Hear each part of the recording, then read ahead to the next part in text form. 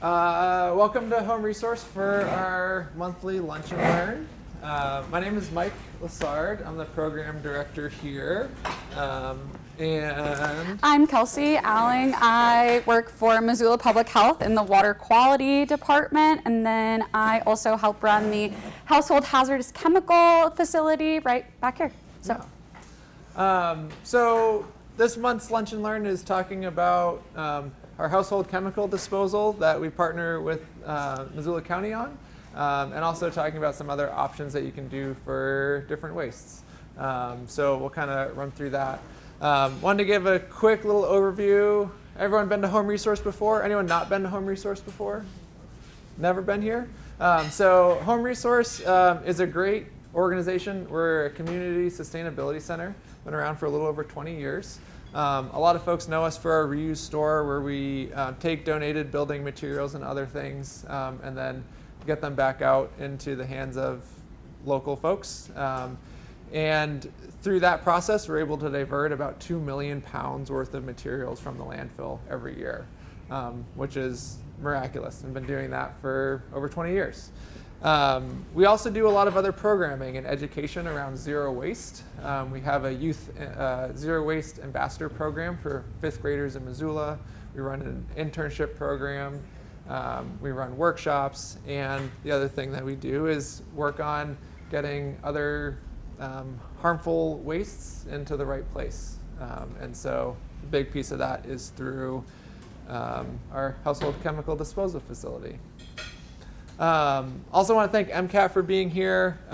This presentation is being recorded by Missoula Community Access Television as part of a media assistance grant that's been donated here to Home Resource. So excited about that. Able to share this video and this information with more people through that process. So thank you for being here. Cool. Yeah.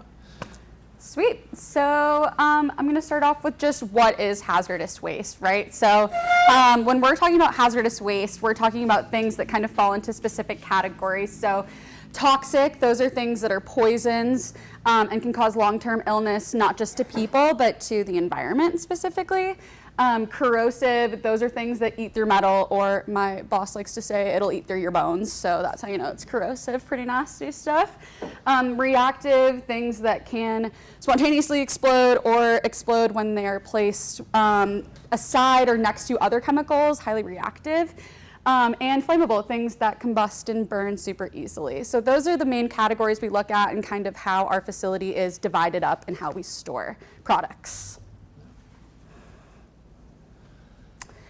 So I think these are just some pretty typical signs that you might see that'll tell you, pretty like flashing lights, right? What you're dealing with is maybe not super safe for either you or the environment. So just some examples here. So yeah, it causes severe skin burns or eye damage. Not great, probably hazardous waste. And then the extremely flammable one is pretty typical with this triangle here.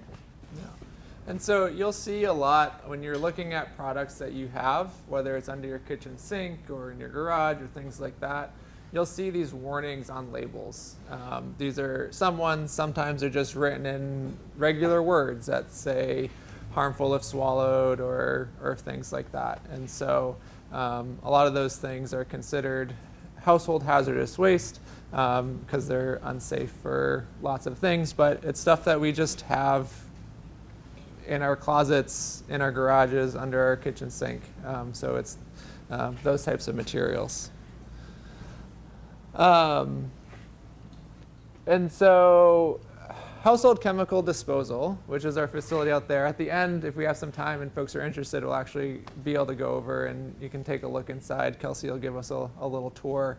But this facility and this system is really a partnership that was dreamed up a number of years ago and created, we opened last year between Home Resource and Missoula Public Health. So the idea was, if everyone remembers or has been in Missoula a while, we used to have what were the Has Waste Days in September. There's one weekend a year that you could take your stuff, collected for years and years or all year, and you'd bring it over this big long line of traffic, and all of Missoula would dump anything that they didn't want anymore. And so that kind of stopped around pandemic time for obvious reasons, and then restarted. But what we realized in the work that we were doing was that having just this one-time event meant that people were collecting things much longer than they should. And if they missed that event, then they either had to keep it for longer, and we were seeing increased levels of illegal dumping, all that hazardous waste going into our aquifer, into rivers, and to places like that. And so the idea was to create this system or this option for folks that allowed people to take their materials to a disposal facility when they had them, when they was more convenient for them. And so we opened this year-round facility last July. Right now, it's an appointment-based system. We'll talk a little bit more about that, but really available to the public, to Missoula County residents, kind of on an ongoing basis instead of that once-a-year drop-off event style. And so, cool. Yeah, so like I kind of mentioned, how things are broken up into our bays out there, how we kind of sort them. These are the types of products that we do accept. So flammables, so things that are combustible, chlorinated solvents, toxics, poisons, pesticides, which we'll get to, herbicides, fungicides, acids, bases, corrosives, oxidizers, mercury-containing products, so like thermometers and thermostats, and PCB ballasts, which are like fluorescent lighting tubes that not really around anymore, but yeah, we'll talk about it a little bit more in a minute. Can you give examples of any of those things? Oh my gosh, Kelly, yes! You nailed it. Yeah, totally. Okay, so for our flammables, I would say the most common flammables that we get are old gasoline. That's a pretty big one. Paint thinner, lighter fluid. I do have some lamp oil right now. Butane, brake fluid, and we do take oil-based paint as well. So oil-based paint is combustible, and it'll have that danger sign that Mike was talking about, saying that it's combustible. We don't take latex or acrylic paint. It's not that they're not hazardous, it's just that they don't fall into this category. So the best option for those is to dry them out with kitty litter or sawdust or something and put them out in the sun so that they dry out and you can dispose of them regularly. That's a bit of a confusing point, but yeah, if you have oil-based paint, it'll say right on there that it's combustible. Kerosene, there's lots of examples of things that will catch fire, but those are probably the most common ones that we receive at our facility. Okay. Yeah, definitely. How come you have to limit the aerosol spray paint to 5? Yeah, that probably is one that fills up the fastest, and we only have so much space. So that's my understanding. They're also expensive to get rid of as well. So a limit per 5 helps us make space for more. If some people just come and they have 40 cans of spray paint, this is supposed to be for like household use, not for businesses, so that's kind of the reason they're expensive to get rid of and limited on space. yeah. Why is it expensive to get rid of? Yeah, so all of this material has to get picked up and then it gets sent to a high intensity incinerator in Salt Lake City. So it's the process of hiring. We have a great contractor who we work with. They're called ACT Enviro. But they pick everything up, then they have to drive it there. And then there's the processing fees. So that's where it gets kind of expensive, just kind of the distance that our closest high intensity incinerator is, and then paying this company to help us as well. Do you have any more insight on that? Yeah, that's the big piece of it is just the process it has to go through. And so we didn't talk about this too much here, but when we think about disposal options, or we think about waste in general, one of the first things that we want to try to do is reduce how much we're using. That's part of what this is talking about a little bit too. We'll get towards at the end is like alternates to these things that we use every day, or reducing what it is in total that we use. The very worst thing that we have as an option for disposal of stuff is incinerating it, burning it up. But for a lot of these materials that we're collecting at this facility, it's really the only option to keep it from contaminating other things, our water or things like that. Our bodies, you know. Our bodies. Yeah. And so the facilities that do incinerate these things, they're very high heat, which burns it off quick enough that it ideally reduces less toxins into the air, but they also have these massive filtration systems in place to catch some of that toxic material that's getting incinerated. And so unfortunately it's just a very expensive process. So aerosol spray cans get incinerated? If they go through the facility here, they do. And so one of the options too with aerosol spray cans is similar to like latex paint, is drying it out. You can actually just spray a piece of cardboard until it's gone. And if there's an empty can of aerosol spray, then you can dispose of that regularly in the landfill. And it wouldn't have to go through that process. But it's the aerosol piece of it that is the harmful aspect.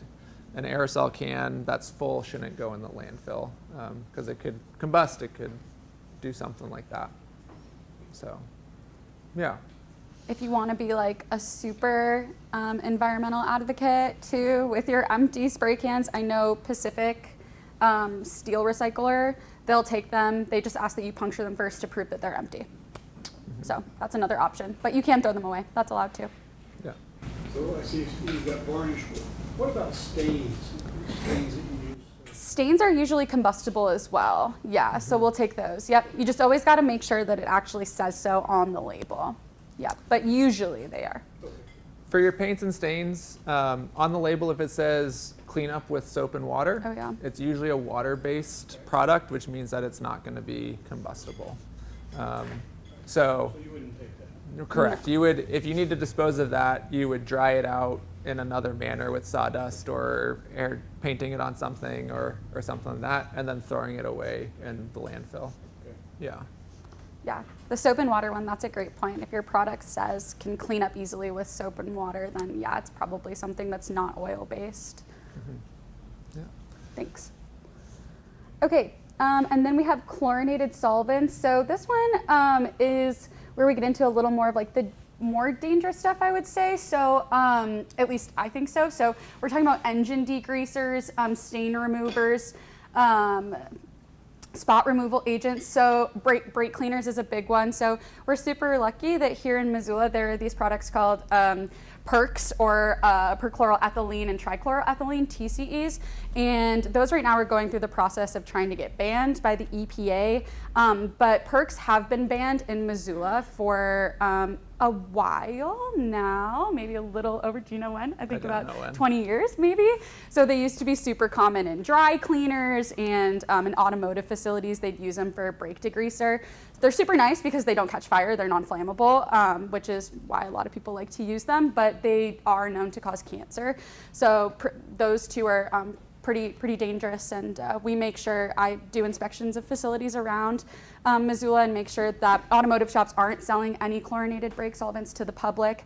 The downside is that you can buy it out of the county. It's not prohibited for use, so if you can buy it out of the county and bring it in, and that's where you might find it and then need to dispose of it, and you can do so at the facility.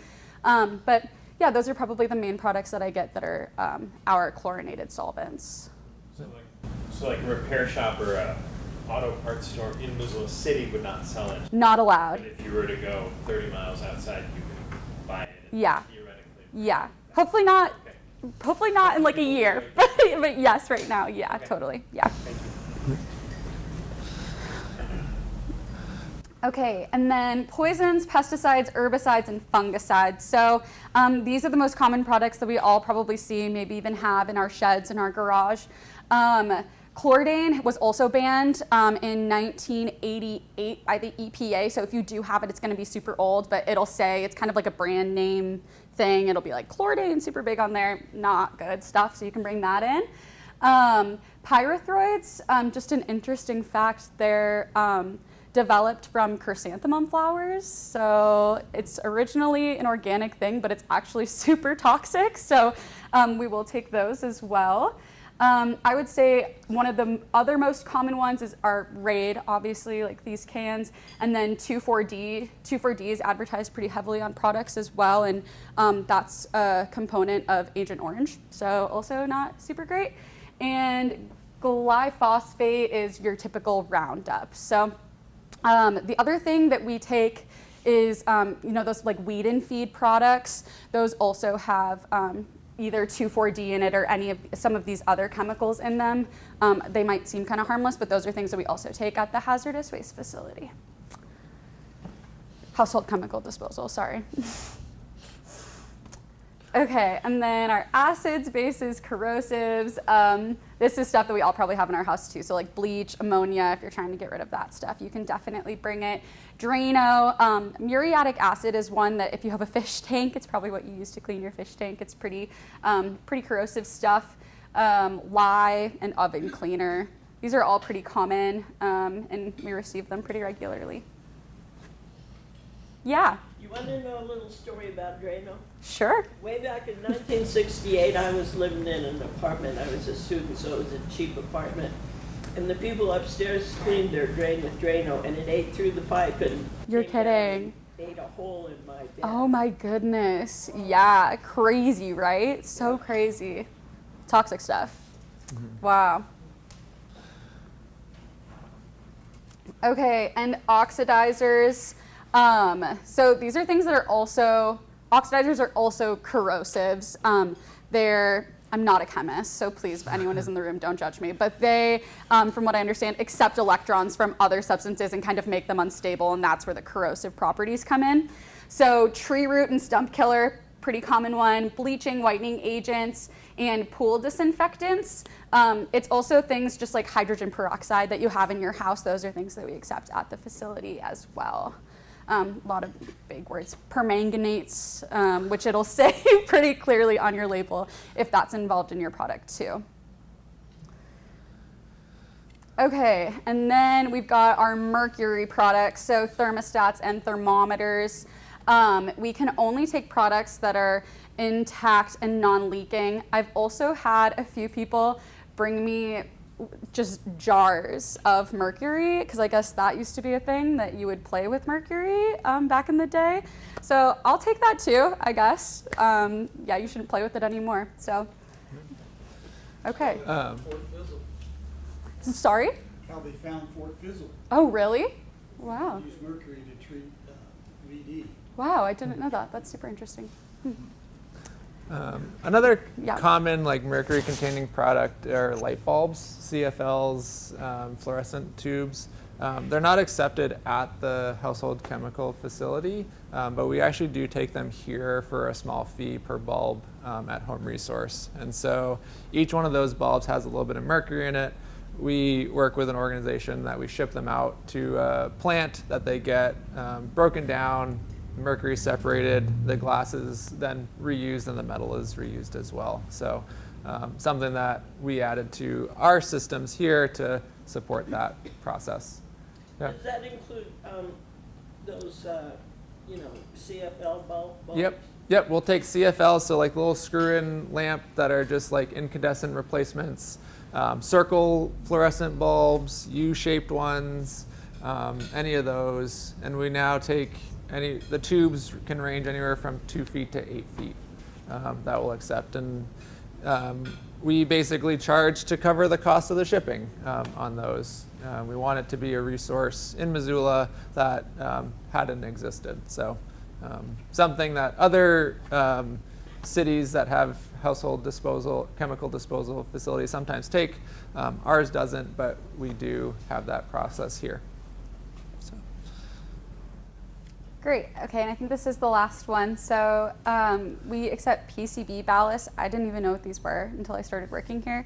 But back in lights manufactured prior to 1979. So they were fluorescent or light bulb tubes that basically needed oil at the end. So that's what that PCB ballast is. It's PCB oil, and that acts as an insulator for the light to help keep it cool. So if you take your light out and it's old and you're replacing it and you see one of these little black boxes, those we accept. We don't accept the whole light, but we do accept the actual like black box of PCB oil. Which is not really used that much anymore. It used to be even used in like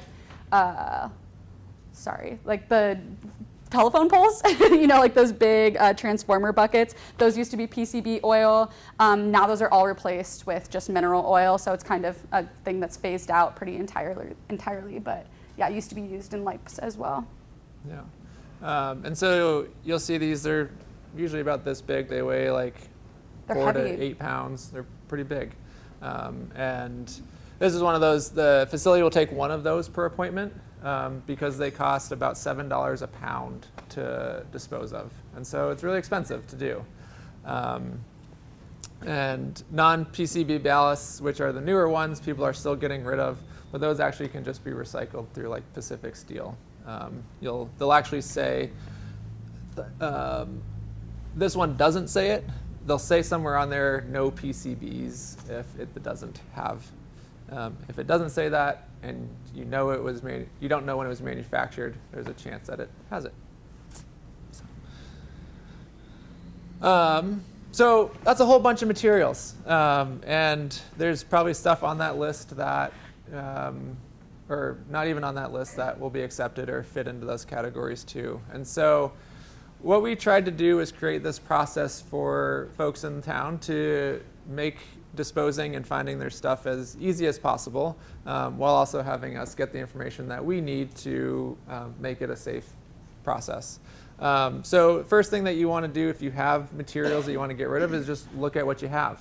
Look to see if you have anything that says water-based for your paints, or if they're latex, then that's going to be disposed of in a different way. You can view on our website, we've got a bunch of information including our accepted materials and non-accepted materials lists on our website, so you can kind of compare those things together to see if what you collected is going to be accepted. And so finding your stuff is big. We see a lot of people who, moving into new homes, just inherit whatever was left behind. You don't necessarily know what it is. We see folks who have parents moving out of homes that they're inheriting a lot of stuff and don't know what it is. So sometimes you're just not quite sure. And so when you're finding your stuff too, another thing we have on this on our website is a form you can fill out. And you can take pictures or write in label information and send it to us. Kelsey actually looks at all those and lets you know, like, yes, we will accept it, or no, we don't accept this. Here's potentially another option for you for that material. You'll make an appointment. Right now we have appointments throughout the summer for Tuesday mornings from 9 to 12:30, and Friday afternoons from 12:30 to 4 or so, and then one Saturday a month, which I don't know those dates off the top of my head, but we have those as well. And so you can make an appointment. Appointments are $20 to help with the disposal cost, and are a set time, just so we can help space people out. Once you make your appointment, you'll get some emails from us, but there'll also be information about safely transporting your stuff. And because a lot of this stuff is toxic, and Kelsey had mentioned that some things interact with others in very bad ways. And so we want to make sure that what you're bringing together is ready to go. Do you want to talk a little bit about that drop-off process? Yeah, sure. So you just pull up and you can stay in your car, totally fine. I can do all the heavy lifting. I've got a nice little cart. I'll roll it over to you. And then you can either pop your trunk or you can get out, and we'll collect all of your things. I look at everything. Even if you submitted a material inquiry, I'll still probably just go through everything piece by piece and make sure that it's something we do accept at the facility, and to make sure it's not, leaking or anything like that. So yeah, and then it's pretty fast. Appointment times are spaced out by 10 minutes, so you're in and out pretty quick. And then, yeah, you drive off with an empty trunk. Yeah. And it's a really great thing. It helps protecting our reservoir from materials. It helps clean out your living space of materials that maybe shouldn't be close together, if got spilled would cause some damage or harmful effects. And so it's a really, really great resource for us, or for everybody, for us as a community. Yeah. So BFI and Grizzly Disposal, do you know what their policy is to pick up? Because I've heard people say, you know, you can take latex paint, not oil-based, but would be water-based. Mm-hmm. And you can open the lid, let it dry out, and they'll sit it by the cans and they'll pick it up. Is that true? Yep. Yeah. So their requirement, or what they ask, is for it to be dry, mainly because if you even have the lid on a can of paint, when they put it into their truck and compress it, that lid's going to pop, and then they're going to get paint all over their truck, dripping down the road, all that type of thing. So Grizzly, just for latex paints, acrylic paints, things like that, dried and then disposed of in your normal garbage is the best thing for that. Yep. I've heard them say it has to be the consistency of made oatmeal, which is kind of gross, but that's what they're looking for. Like, it doesn't have to be completely dry, but, you know, like, at least, yeah, dry enough. Well, again, you guys will take paint back as well too. You might want to mention that. Yeah. People, so they don't have to go through the process of drying it out. It's still usable. Absolutely. And so one of the things, and we have on our website as well, the list of materials that aren't accepted or even are accepted, but that can come here as a donation or can go other places. I think one of the best things to do when you find a pile of stuff is be like, can someone else use this? Even a lot of these materials, whether it's the pesticides or the weed killers or any of those things, like using it first for what its intended use was is really the best thing to do. And that might not be something that you do with it at your home, but maybe you can find somebody that you know that is willing to do that with it. Paint, for example, we do take paints that are never frozen, more than half full, and less than 5 years old, and in good. They can actually be used as paint. So we will take those and we'll put them on our shelves, and someone else will be able to use it for a project, which is great. There's lots of other things that we take too, and there's a lot of stuff that we just don't take either for safety reasons or for different things like that. The other thing that's great about the facility is when they receive stuff that maybe they think can be reused, they'll check in with us and say, hey, do you think you could find a home for this? Same thing with other organizations as well. There's a handful of materials that are accepted that we are able to bring to like our water treatment plant to help neutralize some of the water treatment processes for the city as well. And so as a whole, for the disposal facility, we're trying to dispose of it in the best way possible, which might mean not necessarily bringing it to an incinerator. Yeah. Giving away free sawdust also. Yeah? Help dry their paint. We have a lot of sawdust. Maybe it comes with a bucket. Who knows? Serious, like, I don't think people know that. Yeah, totally. I know. And that's something that I just started doing too. It is a great option. You guys have a lot of sawdust. So helpful both ways. Yeah.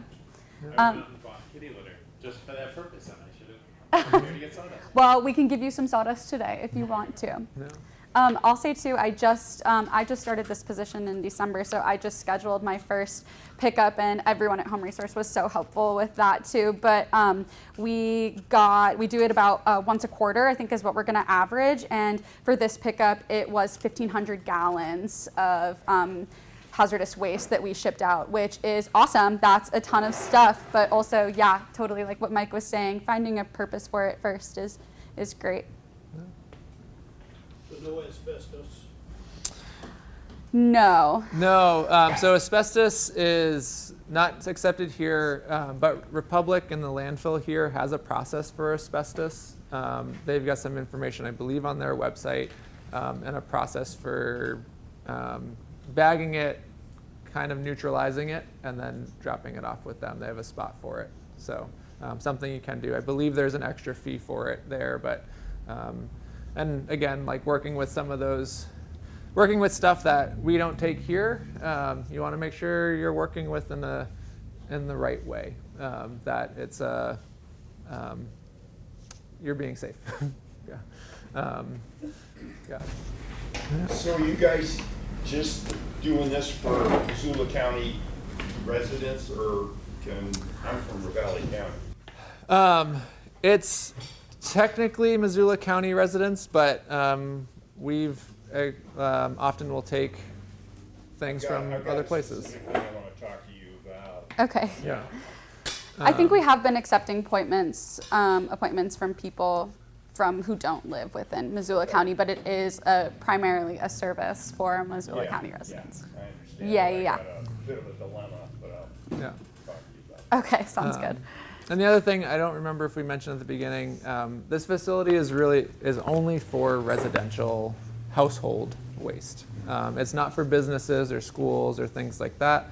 That type, even if it's the same stuff, it's treated differently in shipping requirements and DOT requirements. And so because of that, if you are with a business or know of people with businesses trying to do this type of thing, Kelsey is still a great resource in the Water Quality District about being able to set up pickups for those materials, but it can't just come to this facility. This is just for households.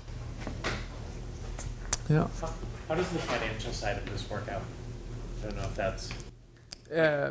In costs or? Yeah, like does it pay for itself? You know, what's the long-term financial feasibility? Yeah, it is funded through, is it taxes? Yeah, it's funded through taxes. And so the fee-based program is to help subsidize that a little bit and provide some more funding to that program. Really, and one of the reasons we're limiting the number of appointments that we have and the number that people can bring in appointments is because of the cost. I think each shipment that goes out is probably $30,000 or more. And so it's a lot. It's a very expensive thing to do. And why one of the things we want to talk about was other things that you can use or reduce their use for so that we just have less of this material in our community. And so, but yeah, funded through Missoula County and Public Health. But so I don't know the full details on where those numbers lie. From Home Resources perspective, we're here to help facilitate that. As a sustainability center in Missoula, we want to be able to help with that resource for our community. We're also, for a lot of these types of materials, people are coming to Home Resource anyway as a like, hey, what do I do with this type of thing? And so we want to be that resource for Missoula. Yeah. It's part of the water treatment fee that we all pay in Missoula, and so that's how the tax is assessed. It's just part incorporated into that fee. The hard cost for Home Resource is additional insurance. Having a household chemical facility on our campus, we're paying additional insurance. The county's also insuring it, so it's like real safe, but there's some hard costs associated with it too. So those incremental fees really do help us just make sure that we're able to continue to do it year round. Yeah.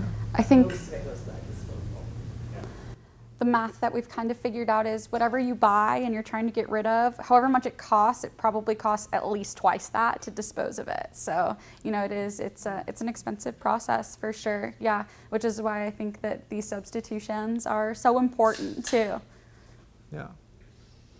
Yeah. So we're going to start talking a little bit about some substitutions or options that folks may have, and then also answer questions on that. But any questions about the process or the facility itself before we jump into that section?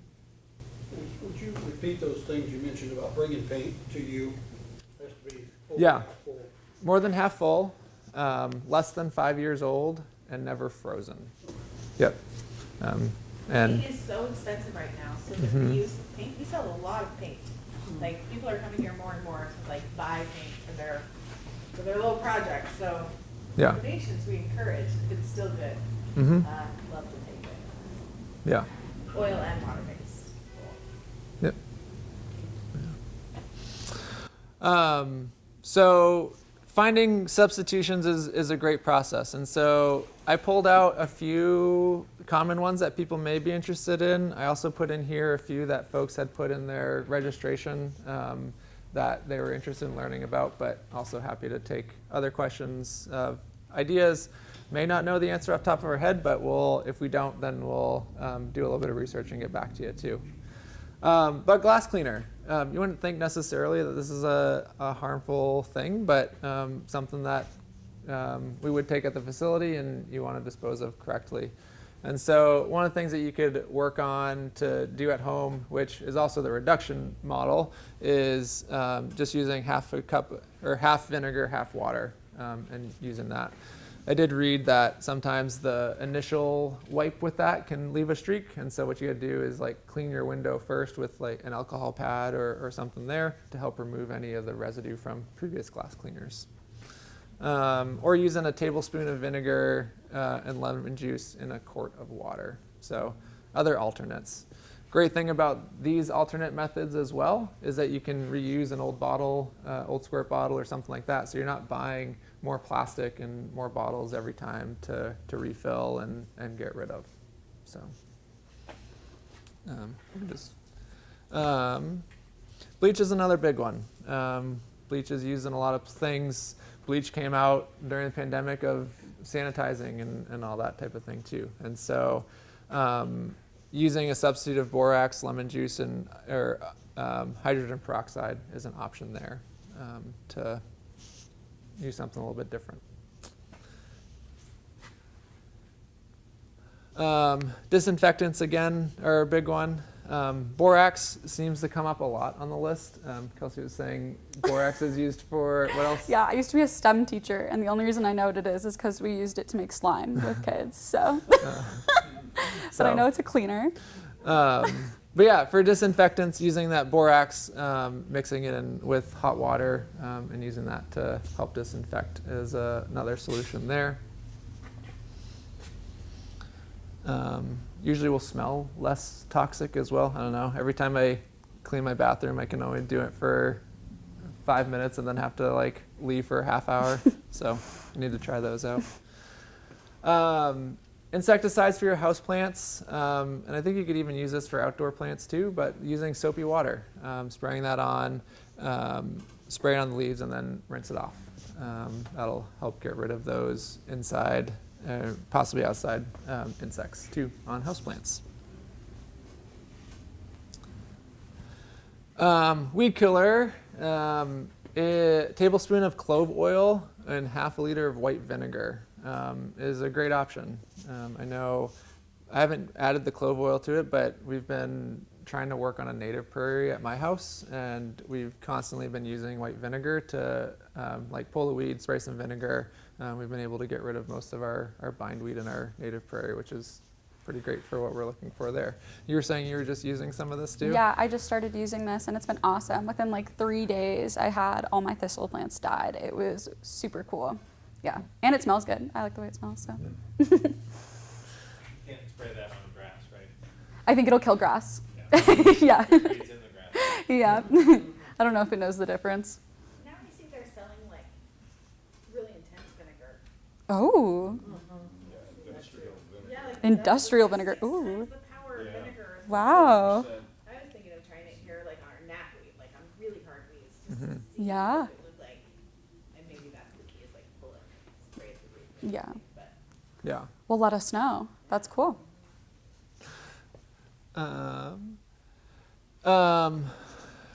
Cleaning rug and carpets, always a big challenge, and stains in general. So 2 different options that you can do there. For deodorizing, baking soda is a good option there. Sprinkling some baking soda on and then vacuuming it up. And then for cleaning, using some white vinegar and boiling water will be able to help remove some of those stains or give things a fresh look too.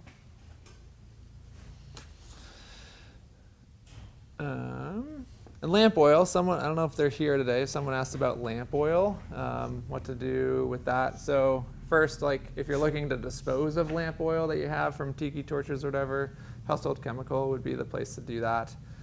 If you're disposing it, best Best option there would just be to use it too, or find somebody who's looking to use it and use it for its right scenario. But I didn't actually know what an alternate to lamp oil would be, so I was researching a little bit and found out like just used cooking oil. You can make lamps with just used cooking oil, which is a really cool solution. I know we made a bunch of donuts one fall, and I literally have like a gallon of used cooking oil that I don't know what to do with. So I might try to make some lanterns for this summer. And then you also can use like other essential oils, which will add a little bit of a fragrance to it. I think, and I also found that they sell some more essential oil, like you can buy essential oils for lamps as well.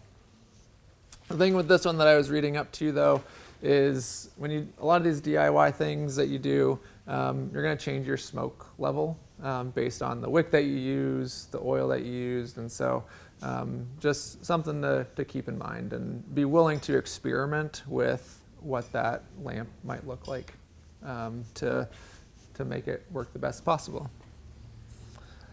And paints and stains, we've talked a little bit about paints and stains, some other things there. Home Resource is an awesome place to buy paints and stains if you need just a little bit and you don't care 100% what the color is going to be.